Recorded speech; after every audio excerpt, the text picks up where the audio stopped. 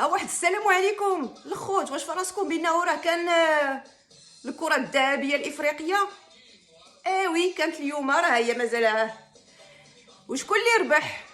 بالنسبه للبنات غزلان الشباك مغربيه، احسن حارس بونو ماشي مفاجاه بالنسبه ليا، احسن لعاب اشرف ماشي مفاجاه بالنسبه ليا، اللي كانت مفاجاه بالنسبه ليا هو بالنسبه للمدرب، ربح المدرب ديال كاب فيردي.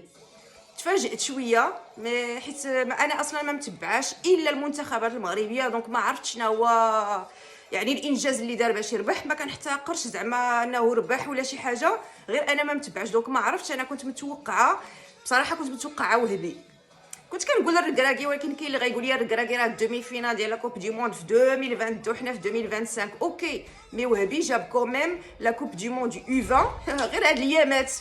مي بون ما عليناش، عندنا احسن لعاب احسن لعابه واحسن حارس، ومبروك علينا كما ديما.